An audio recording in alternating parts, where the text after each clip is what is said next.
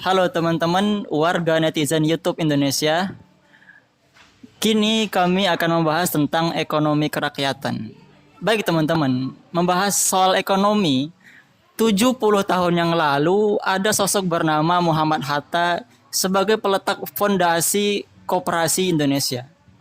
Beliau juga dinobatkan sebagai Bapak Koperasi Indonesia atas kontribusinya terhadap ekonomi yang mengusung pemberdayaan masyarakat lokal dan menolak kapital-kapital dari asing. Ini sangat bermanfaat dan berguna untuk kala itu mengcounter atau menyerang dominasi Belanda dalam menguasai perekonomian negara. Maka oleh karena itulah, atas dasar ide-ide dan kontribusi beliau, akhirnya ekonomi Indonesia dapat diakui dan sedikit berkembang sehingga akhirnya mandiri sampai sekarang. Berbicara soal ekonomi tentu tidak lepas dari kata wirausaha ya teman-teman ya. Wirausaha maksudnya adalah bagaimana roda ekonomi itu berjalan langsung subjeknya atau pelakunya dari masyarakat itu sendiri. Nah, di sini bersama saya ada 4 orang tokoh yang sangat profesional masalah ekonomi ya teman-teman ya. Yang pertama saya akan menanyakan tentang wirausaha. Ya, menurut Mbak Adel ya, wirausaha itu gimana sih Mbak Adel? Kewirausahaan sendiri adalah proses mendirikan dan menjalankan suatu usaha atau bisnis. Nah, hal-hal yang diperlukan di dalamnya adalah pertama inovasi, kedua kesempatan, dan ketiga usahanya. Kemudian untuk pelaku kewirausahaan sendiri ada disebut sebagai inovator. Nah itu teman-teman, wirausaha itu 3 ya. Ada pertama inovasi, kedua kesempatan, dan ketiga usaha. Oke, kemudian lanjut ke topik yang kedua, yaitu tentang peran ya. Jadi di dalam kewirausahaan itu teman-teman, peran apa sih peran entrepreneurship dalam sistem ekonomi ya? Di sini bersama kita ada Mbak Virial yang sangat memahami masalah itu ya teman-teman ya. Mari kita tanyakan kepada beliau. Jadi menurut Mbak Virial, peran entrepreneurship dalam sistem perekonomian kerakyatan itu mungkin bisa dijelaskan Mbak kepada kami. Oke, di sini ada peran kewirausahaan gitu ya. Jadi peran kewirausahaan ini salah satunya adalah mengurangi pengangguran yang ada di masyarakat gitu ya. Kemudian juga dengan adanya kewirausahaan ini mengurangi kesenjangan ekonomi juga yang ada di Indonesia ini, kemudian menumbuhkan produktivitas juga, terus menambah pendapatan, kemudian dengan adanya kewirausahaan ini menyediakan lapangan kerja tadi, dengan menambah lapangan kerja maka berkurang juga pengangguran yang ada di Indonesia. Kemudian peran kewirausahaan juga ada 2, yaitu mikro dan makro. Untuk mikro itu sendiri contohnya ya, lebih ke contohnya itu kayak pedagang kaki lima, terus pedagang asongan, seperti itu, yang dimana mikro ini dia bisa meningkatkan atau mengubah usaha-usaha mereka dengan inovasi-inovasi yang ada lebih gampang gitu ya. Kalau makro ini adalah sebagai penggeraknya gitu sih kurang lebih. Oke, siap. Betapa jawaban yang sangat mengesankan ya teman-teman, misalnya yang langsung ke intinya ya. Beliau bilang peran entrepreneurship itu mengurangi kesenjangan ya. Kita tahu di Indonesia ini banyak pengangguran. Terima kasih Mbak Virial atas jawaban yang sangat esensial tadi. Sangat membuka wawasan kami tentang kewirausahaan. Kemudian teman-teman, kalau kita bangun usaha kan nggak ada modal ya. Kalau kita nggak ada modal mau jualan apa gitu. Nah, sekarang bersama saya ada tokoh yang sangat ahli soal modal-modal nih teman-teman. Beliau adalah Bapak Anas Muhammad Alifi ya teman-teman ya. Mari kita tanyakan langsung kepada beliau. Menurut Pak Anas nih, modal entrepreneurship itu apa aja sih Pak? Terima kasih kepada Mas Aan sudah mempersilahkan saya untuk menjelaskan. Jadi setelah saya analisis di sini untuk modal kewirausahaan itu terdapat 3, yaitu modal kepribadian, modal kreativitas, dan juga modal profesionalisme. Apa sih modal kepribadian itu? Yang dimaksud dengan modal kepribadian di sini yaitu kita harus menyadari kelebihan dan kekurangan yang dimiliki, mengetahui apa yang menjadi hobi, pengendalian emosi yang baik, memiliki empati yang tinggi, dan juga motivasi yang tinggi.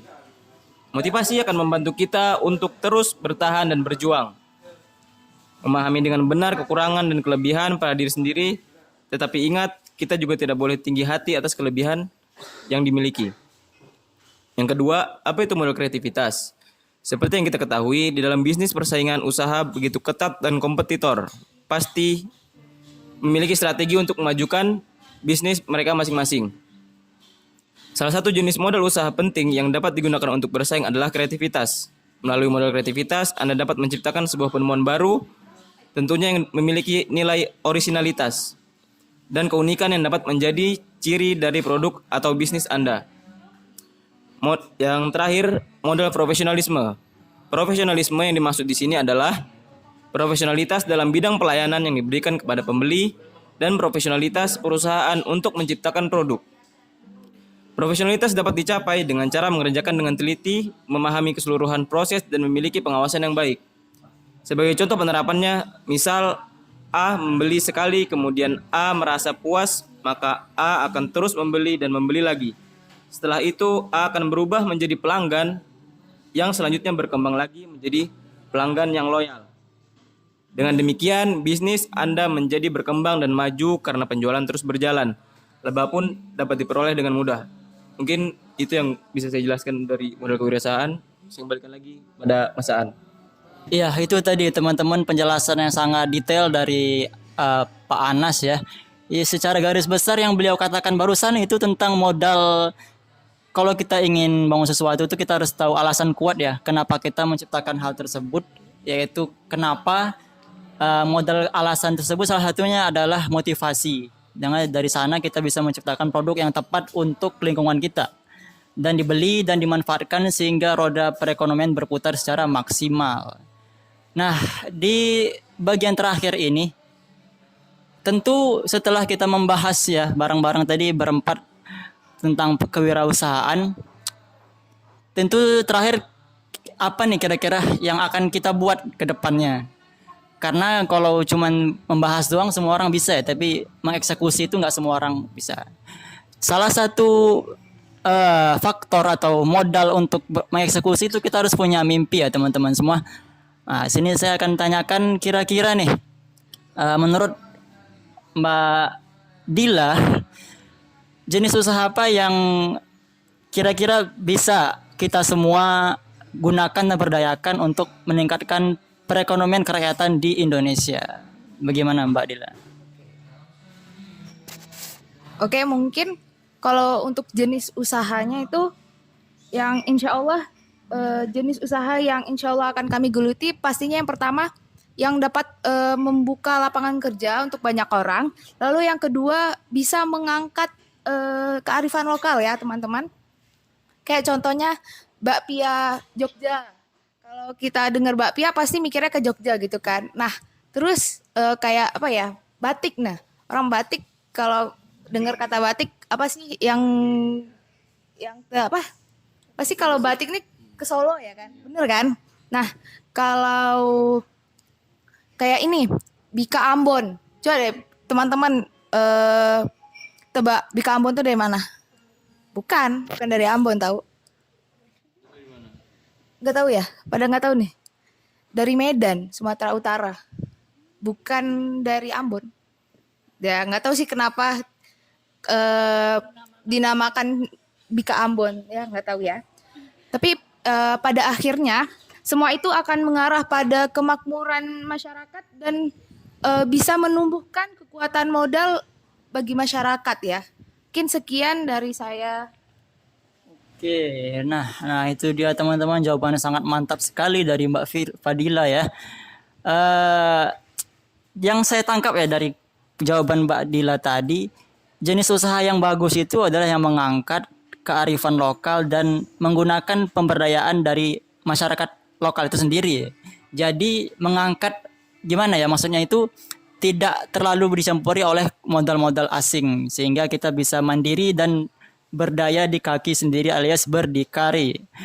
Oke, pemirsa YouTube yang budiman, terima kasih telah menyaksikan talk show kita. Saya tak lupa juga mengucapkan terima kasih kepada narasumber yang sangat pintar, intelektual, cantik dan ganteng ini teman-teman ya. Oke, sampai jumpa di video berikutnya. Terima kasih sudah menonton sampai habis. Jangan lupa subscribe. Assalamualaikum warahmatullahi wabarakatuh.